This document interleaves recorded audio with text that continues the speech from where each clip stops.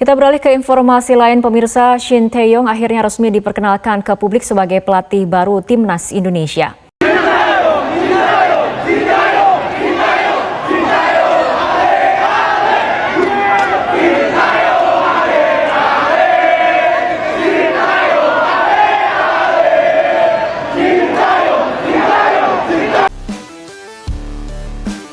Hai semuanya, selamat datang di channel YouTube Garuda IDN. Berikut ini kami akan membagikan kumpulan berita Timnas terbaru nih, diantaranya sebagai berikut. Alhamdulillah, Ratu Tisa panggil ST lagi setelah Patrick Kluivert mencoret 5 pemain bintang. Pemain yang dicoret ialah Marcelino, Ivar Janner, Mees Hilgers, Adrian Wibowo, dan Rafael Struijk. Jika memang tidak diperlukan, seharusnya Marcelino dan Adrian Wibowo suruh masuk Timnas U23 aja, kenapa baru sekarang dicoret dari Timnas Senior? Terima kasih Shin Tae-yong sudah bersedia gantikan Patrick Kluivert yang miskin taktik ini. Namun sebelum lanjut ke pembahasannya, alangkah baiknya untuk tekan tombol like dan subscribe-nya ya guys. Jika sudah, mari kita lanjut.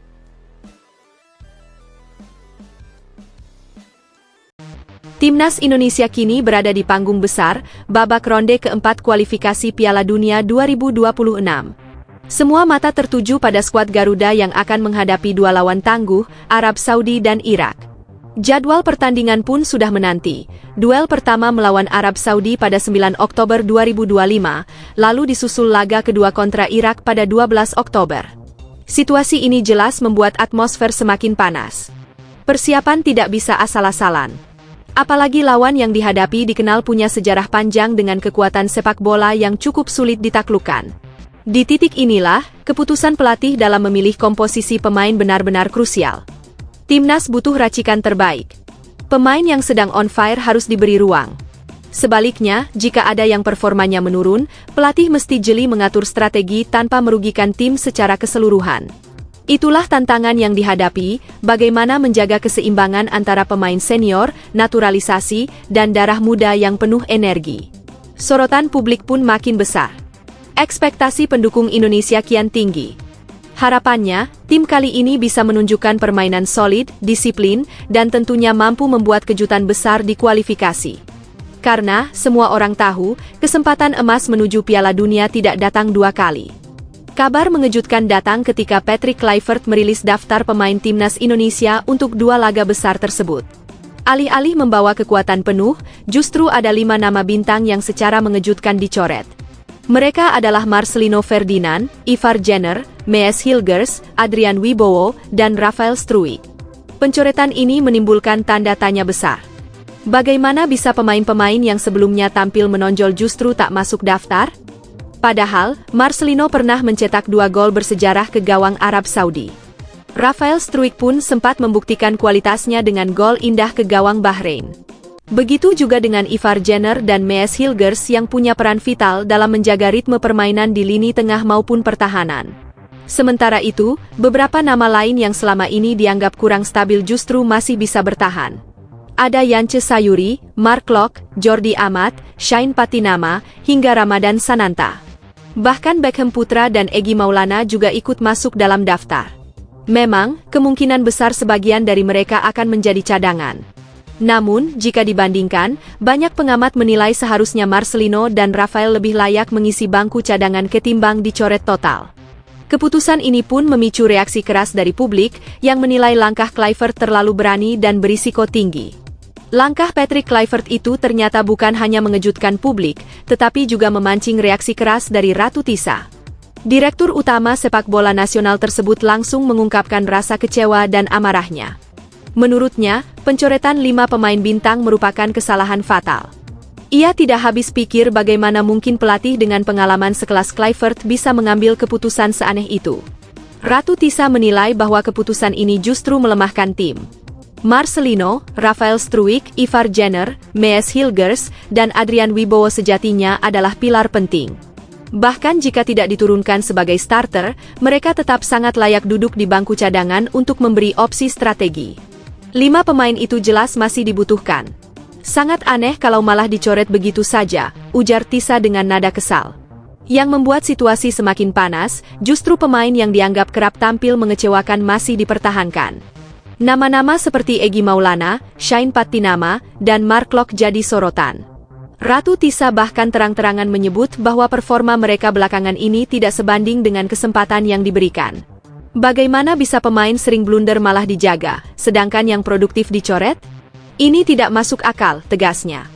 Melihat kondisi yang semakin rumit, Ratu Tisa tidak tinggal diam.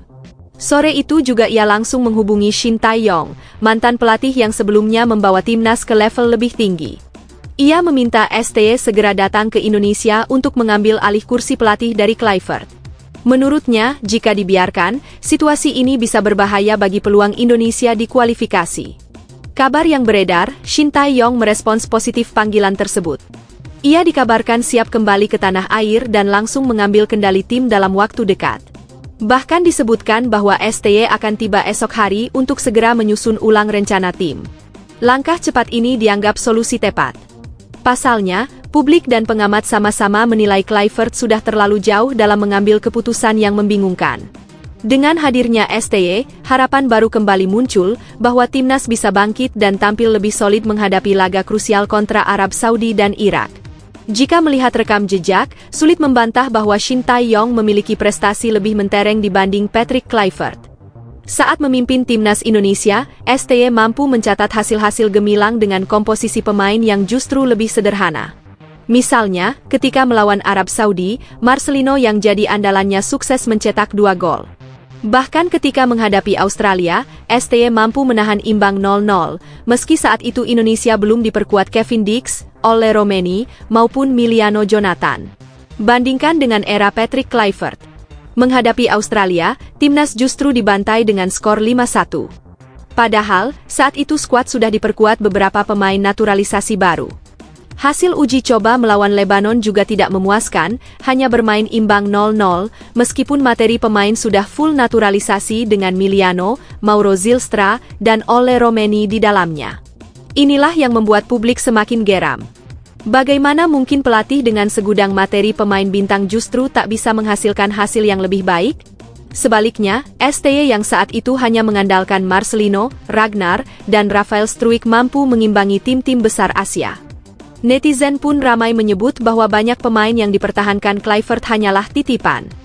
Nama-nama seperti Mark Locke, Beckham Putra, Egy Maulana, Ramadan Sananta, hingga Jordi Amat seringkali dipertanyakan kontribusinya. Namun anehnya, justru mereka tetap diberi tempat, sementara pemain produktif harus tersingkir. Situasi ini semakin menegaskan perbedaan gaya kepelatihan antara STY dan Kluivert. Jika STY dikenal berani memberikan kepercayaan pada pemain muda yang sedang naik daun, Kluivert justru dianggap kaku dan minim taktik. Hal ini membuat publik yakin, kembalinya STY akan memberi dampak positif besar bagi timnas. Bahkan, beberapa orang mengaitkan hal ini dengan ramalan Presiden Gus Dur yang pernah menyebutkan bahwa Indonesia akan lolos ke Piala Dunia bersama pelatih bermata sipit. Banyak yang percaya sosok itu tak lain adalah Shin Tae-yong. Harapan besar pun kembali menyeruak. Kembalinya Shin Tae-yong jelas memberi angin segar bagi timnas Indonesia. Keputusan Ratu Tisa untuk memanggilnya lagi dinilai langkah tepat di tengah situasi genting. Pasalnya, hanya tersisa 2 pertandingan penentuan. Jika gagal, Indonesia harus menunggu 4 tahun lagi untuk kesempatan yang sama, dan belum tentu materi pemain saat ini bisa bertahan di level terbaik. STY sudah terbukti bisa meracik tim dengan baik. Ia mampu memaksimalkan potensi pemain muda sekaligus menjaga semangat bertarung mereka. Dibandingkan dengan Patrick Kluivert yang kerap dianggap lemah dalam strategi, pilihan mengembalikan STY jelas lebih meyakinkan. Kini, publik tinggal menunggu bagaimana gebrakan pertama yang akan dilakukan STY setelah resmi kembali. Satu hal yang pasti, kabar ini sudah membuat supporter Garuda merasa optimistis lagi. Mereka percaya, di tangan STY, timnas bisa tampil lebih disiplin, lebih tajam, dan lebih solid. Jadi, wajar saja jika para pendukung menyambut hangat kehadiran kembali Shin Tae-yong. Karena pada akhirnya, yang paling penting adalah menjaga asa Indonesia untuk tetap berada di jalur menuju Piala Dunia. Emil Audero jadi tembok kokoh, Cremonese promosi langsung menggila di Serie A 2025/2026. Kirim pesan ancaman untuk rival dan siap bikin kejutan lawan Parma. Emil Audero kembali menjadi sorotan di awal musim Serie A 2025-2026. Kiper utama Cremonese itu menunjukkan kualitasnya dengan penampilan luar biasa yang membuat banyak mata tertuju padanya. Sebagai tim promosi, Cremonese datang dengan status underdog, namun mereka justru berhasil tampil mengejutkan. Dalam 3 laga awal, klub yang bermarkas di Stadion Giovanni Zini ini belum tersentuh kekalahan, mencatat 2 kemenangan dan sekali hasil imbang. Catatan ini membawa mereka bercokol di papan atas klasemen sementara, tepatnya posisi ketiga. Salah satu pertandingan paling krusial adalah ketika mereka menghadapi Verona. Dalam laga tersebut, Audero tampil bak tembok kokoh. Total 9 kali ia berhasil menggagalkan peluang lawan, membuat gawang Cremonese tetap rawan hingga akhir laga. Aksi heroiknya bukan hanya membuat tim mendapat tambahan poin, tetapi juga membuktikan dirinya sebagai salah satu kiper yang patut diperhitungkan di Serie A musim ini. Setelah laga tersebut, Audero tidak menyembunyikan rasa percaya dirinya. Ia menyebut bahwa Cremonese bukan sekadar tim promosi, melainkan tim yang siap memberi kejutan besar. Menurutnya, hasil impresif di awal musim adalah pesan tegas bagi para pesaing di liga bahwa mereka tak bisa meremehkan skuad besutan pelatih anyar itu. Dengan semangat tinggi, Cremonese ingin terus menjaga momentum positif.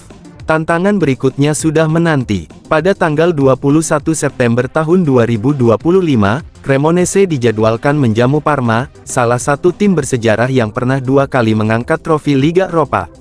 Audero menyadari duel ini tak akan mudah, namun dengan modal kepercayaan diri yang tengah membara, ia yakin timnya bisa kembali menunjukkan performa mengejutkan. Bagi Emil, perjalanan kariernya sendiri penuh lika-liku. Ia memulai langkah profesional bersama Juventus, kemudian dipinjamkan ke Venezia dan Sampdoria. Setelah itu, ia sempat bergabung dengan Inter Milan, meski hanya mencatat 6 kali penampilan. Kariernya sempat berlanjut ke Palermo sebelum akhirnya kini berlabuh di Cremonese. Klub promosi ini menjadi tim ke-7 yang ia bela sepanjang perjalanan profesionalnya. Kini, dengan 4 caps bersama timnas Indonesia, Audero seperti menemukan kembali panggung terbaiknya. Stabilitas yang ia tunjukkan membuatnya bukan hanya andalan bagi Cremonese, tetapi juga menjadi aset berharga bagi Garuda. Jika performa ini terus berlanjut, bukan tidak mungkin namanya akan semakin berkibar di Italia dan Asia sekaligus. Si kiper naturalisasi Maarten Paes ternyata pernah jadi pahlawan timnas Indonesia saat debut dramatis lawan Arab Saudi. Kini setahun berlalu, ia justru harus berjuang pulih dari cedera demi laga hidup mati kualifikasi Piala Dunia. Tepat setahun silam, seorang penjaga gawang naturalisasi bernama Maarten Paes menorehkan momen yang tak terlupakan dalam kariernya. Untuk pertama kalinya, ia dipercaya berdiri di bawah mistar timnas Indonesia dalam laga resmi kualifikasi Piala Dunia 2026 zona Asia. Pertandingan itu berlangsung di Jeddah melawan tuan rumah Arab Saudi, dan menjadi langkah awal perjalanannya bersama skuad Garuda. Melalui unggahan sederhana di media sosial, Paes menggambarkan betapa berartinya kesempatan tersebut. Sebelum bisa berseragam merah putih, Paes lebih dulu melewati jalan panjang. Ia resmi menjadi WNI pada tanggal 30 April tahun 2024 setelah menjalani pengambilan sumpah di Jakarta. Keputusan Pengadilan Arbitrase Olahraga CAS yang mengizinkan perpindahan asosiasi menjadi kunci dirinya bisa membela Indonesia, setelah sebelumnya sempat memperkuat tim junior Belanda. Kabar naturalisasi ini langsung disambut hangat, mengingat Indonesia saat itu sangat membutuhkan kiper dengan kualitas internasional. Debutnya pada tanggal 6 September tahun 2024 menghadirkan banyak cerita. Di babak pertama, ia nyaris tak banyak diuji karena solidnya pertahanan Garuda. Namun, tekanan datang di paruh kedua ketika Paes melakukan kesalahan fatal dengan kehilangan bola di area berbahaya hingga menjatuhkan lawan. Wasit pun menghadiahkan penalti untuk Arab Saudi. Hampir semua orang mengira Indonesia akan kebobolan, apalagi eksekutornya adalah Salem Al-Dausari, bintang yang pernah menjebol gawang Argentina di Piala Dunia 2022. Tapi Paes menunjukkan kualitasnya. Ia terbang ke arah kiri dan menepis bola dengan gemilang. Pertandingan akhirnya berakhir imbang 1-1, dengan Indonesia sempat unggul melalui gol Sandy Walsh sebelum disamakan oleh Musab Al-Juwair. Meski bukan kemenangan, hasil itu sangat berarti. Timnas Indonesia berhasil menahan kekuatan besar Asia di kandangnya, dan PAS langsung mendapat tempat istimewa di hati pendukung Garuda. Sayangnya, tepat ketika momen setahun debutnya diperingati, PAS justru harus absen karena cedera di bagian atas kaki. Cedera itu didapat saat membela FC Dallas melawan Austin FC pada tanggal 17 Agustus tahun 2025. Posisi PAS digantikan Michael Kolladi, sementara Dallas tetap mampu menahan imbang lawannya. Bagi timnas Indonesia, absennya PAS terasa sebagai kehilangan besar. Patrick Kluivert pun memanggil Emil Audero, Hernando Ari, dan Nadeo Argawinata untuk agenda FIFA Matchday September tahun 2025. Meski begitu, kabar baik tetap hadir. PAS diperkirakan bisa kembali bulan depan, tepat pada saat Indonesia menjalani laga krusial melawan Arab Saudi dan Irak di babak keempat kualifikasi Piala Dunia 2026. Kehadirannya jelas dinantikan, sebab kiprah perdananya setahun lalu masih menjadi cerita yang tak pernah pudar. Nathan Chuaon tampil luar biasa saat bantu Willem II hancurkan perlawanan Jong Ajax dengan kemenangan tipis nan dramatis. Aksi solidnya di lini belakang bikin publik tercengang dan dorong tim merangkak ke papan atas Eerste Divisi.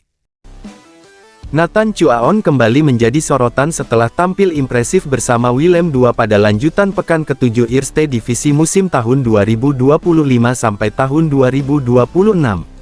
Pertandingan melawan Jong Ajax yang berlangsung di Stadion Koning Willem II, Sabtu dini hari tanggal 20 September tahun 2025, berakhir dengan skor tipis 1-0 untuk tuan rumah. Satu-satunya gol yang tercipta lahir di menit ke-51 lewat aksi Armin Chulum yang menyambar umpan matang dari Uriel van Aals.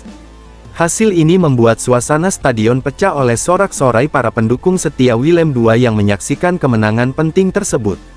Pelatih John Stegeman memberikan kepercayaan penuh kepada Nathan untuk tampil sejak menit pertama.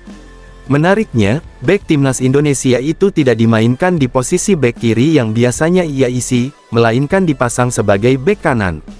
Meski demikian, penampilannya sama sekali tidak mengecewakan. Nathan tampil disiplin, tenang dalam penguasaan bola, dan beberapa kali ikut membantu skema serangan dari sisi sayap. Mobilitas serta keberaniannya naik turun lapangan membuat dirinya terlihat menonjol dibanding rekan-rekan lainnya di lini pertahanan. Statistik individu Nathan memperlihatkan kontribusi signifikan. Menurut data yang dirilis FotMob, ia memperoleh rating 7,3, angka yang menempatkannya di posisi kelima terbaik di antara seluruh pemain yang tampil pada laga tersebut. Sepanjang 90 menit, ia terlibat dalam 72 kali sentuhan bola, 2 di antaranya bahkan terjadi di dalam kotak penalti lawan. Nathan sempat melepaskan satu tembakan yang mengarah ke gawang, meskipun peluang itu belum mampu menghasilkan gol tambahan bagi timnya. Dari sisi bertahan, kontribusinya juga terlihat jelas. Ia sukses melakukan 5 kali tackle bersih, 2 kali blok, 4 kali sapuan, 1 duel udara yang dimenangkan, serta 1 intercept penting untuk memutus aliran bola lawan. Performa ini membuktikan bahwa Nathan tidak hanya solid di lini belakang, tetapi juga punya keberanian untuk menekan pertahanan Jong Ajax. Kemenangan ini menjadi hasil positif ketiga bagi Willem II pada musim ini. Sebelumnya, mereka sudah menaklukkan Almere City dengan skor 1-0 serta mengalahkan Jong FC Utrecht 2-1. Selain itu, Willem II sempat meraih hasil imbang saat berjumpa Cambuur 2-2 dan De Graafschap 1-1. Namun, 2 kekalahan juga harus mereka telan ketika menghadapi Den Haag 1-5 dan FC Eindhoven 0-1. Dengan tambahan 3 poin dari duel melawan Jong Ajax, Willem II kini mulai merangkak naik mendekati papan atas klasemen Eerste Divisi. Tim asuhan Stegeman bertengger di posisi ke-7 dengan torehan 11 poin. Catatan ini tentu menjadi modal penting untuk menjaga konsistensi mereka dalam persaingan ketat musim tahun 2025 sampai tahun 2026. Asnawi Mangkualam tak dipanggil timnas Indonesia tapi malah bersinar di Liga Thailand dan jadi man of the match saat Port FC bantai Chonburi 3-0. Statistiknya bikin kagum dan membuka peluang besar dipanggil lagi jelang kualifikasi Piala Dunia 2026. Asnawi Mangkualam kembali menunjukkan kualitasnya, meski namanya tidak tercatat dalam daftar pemain timnas Indonesia pada agenda FIFA Matchday September tahun 2025. Saat Garuda sukses menghajar Taiwan dengan skor telak 6-0 dan menahan imbang Lebanon 0-0, ia harus puas menyaksikan dari jauh. Terakhir kali Asnawi mengenakan seragam merah putih adalah pada ajang ASEAN Cup 2024. Sejak saat itu, belum ada lagi panggilan resmi untuknya, bahkan pada jeda internasional terbaru. Namun, jeda internasional yang sudah berlalu 2 pekan menjadi momen kebangkitan bagi sang pemain di level klub. Kembali memperkuat Port FC di Thai League 1, Asnawi mendapat kepercayaan penuh dari pelatih untuk turun sebagai starter. Dalam laga melawan Chonburi FC yang berlangsung di PAT Stadium pada Jumat malam, tanggal 19 September tahun 2025, ia diplot sebagai bek kiri. Selama 90 menit penuh, mantan pemain Ansan Greeners itu tampil solid sekaligus agresif. Hasilnya, Port FC berhasil menutup pertandingan dengan kemenangan meyakinkan 3-0 di hadapan pendukung setia mereka. Penampilan Asnawi tidak hanya sekadar mengisi posisi, melainkan benar-benar memberikan dampak besar. Ia bahkan dinobatkan sebagai pemain terbaik dalam pertandingan tersebut. Statistik mencatat ia terlibat aktif dengan 63 kali menyentuh bola, tingkat keberhasilan umpan mencapai hampir 93%, serta menciptakan 1 peluang berbahaya untuk rekan setimnya. Dari sisi bertahan, kontribusinya juga menonjol dengan 6 kali recovery, 1 kali merebut bola di area sepertiga akhir lapangan, 2 tackle sukses, 3 kemenangan duel dari 5 percobaan, serta 2 kali sapuan krusial yang meredam ancaman lawan. Selepas laga, Asnawi menegaskan bahwa hasil maksimal adalah buah dari kerja keras. Ia percaya konsistensi adalah kunci untuk membuka pintu kesempatan yang lebih besar. Tidak menutup kemungkinan, bila ia terus menjaga performa di level klub, pintu timnas Indonesia akan kembali terbuka untuknya. Kesempatan itu bisa saja hadir dalam waktu dekat. Tim asuhan Patrick Kluivert tengah bersiap menghadapi babak keempat kualifikasi Piala Dunia 2026 zona Asia pada Oktober mendatang. 2 laga berat menanti, yaitu melawan Arab Saudi pada tanggal 9 Oktober dan Irak pada tanggal 12 Oktober tahun 2025. Bagi Asnawi, performa gemilang di klub menjadi cara terbaik untuk kembali dilirik. Supporter tentu berharap kiprahnya di Thailand bisa membawanya kembali mengisi pos penting di lini pertahanan Garuda. Nathan Chuaon dan tim Geipens kompak bahwa klubnya menang di Liga Belanda dan bikin bangga fans timnas Indonesia. Sementara Joey Pelupessy malah alami kekalahan perdana bareng Lommel SK di Liga Belgia. Kabar terbaru datang dari para pemain diaspora timnas Indonesia yang sedang berkiprah di Eropa. Nama-nama seperti Nathan Chuaon, tim Geipens, dan Joey Pelupessy sama-sama tampil bersama klub masing-masing pada akhir pekan lalu. Hanya saja, hasil yang mereka dapatkan berbeda. 2 di antaranya mencatat kemenangan, sementara 1 lainnya harus puas menerima kekalahan pertamanya musim ini. Joey Pelupessy yang memperkuat Lommel SK di Divisi 2 Liga Belgia mengalami nasib kurang beruntung. Bertanding melawan Jonggeng di Suverein Stadion, timnya kalah tipis 1-2. Lommel sempat menyamakan kedudukan lewat Mohamed Salah El Boukamiri di menit ke-51, tetapi gawang mereka kembali kebobolan sehingga poin penuh gagal diraih. Pelupessy sendiri bermain sejak menit awal namun akhirnya ditarik keluar ketika laga memasuki menit ke-71. Kekalahan ini menjadi noda pertama bagi Lommel yang sebelumnya belum pernah kalah dalam 5 pertandingan awal musim. Saat ini mereka berada di peringkat ketiga klasemen sementara dengan 11 poin, terpaut 4 angka dari Waasland Beveren di posisi teratas. Berbeda dengan Pelupessy, kabar baik datang dari Nathan Chuaon yang memperkuat Willem II di kasta kedua Liga Belanda. Bek sayap yang juga jadi langganan timnas Indonesia itu tampil solid sepanjang laga saat timnya menghadapi Jong Ajax. Pertahanan Willem II berhasil tampil rapat, dan mereka mengakhiri laga dengan kemenangan 1-0. Nathan menjadi bagian penting dari kesuksesan menjaga clean sheet tersebut, sekaligus menegaskan kontribusinya tidak hanya saat menyerang tetapi juga ketika tim harus bertahan. Tambahan 3 poin membuat Willem II kini mengoleksi 11 angka dan naik ke peringkat ke-7 klasemen Eerste Divisi setelah 7 pertandingan. Tak kalah gemilang, tim Geipens bersama FCMN juga berhasil mempersembahkan kemenangan. Menghadapi Dordrecht, mereka tampil efektif dan menang 2-0 lewat gol cepat Pascal Mulder pada menit ke-13 serta penyelesaian akhir Romano Postema menjelang laga usai. Hasil positif ini menjaga momentum FC Emmen yang kini mengoleksi 10 poin dan menempati peringkat ke-10. Meski berada satu tingkat di bawah Willem II, jarak poin keduanya hanya terpaut tipis. Performa para pemain diaspora ini tentu menjadi perhatian tersendiri, khususnya menjelang agenda penting Timnas Indonesia di kualifikasi Piala Dunia 2026. Keberhasilan Nathan dan Geipens menjaga tren positif di Belanda bisa menjadi modal berharga, sementara Pelupesi diharapkan segera bangkit agar tetap konsisten memberi kontribusi.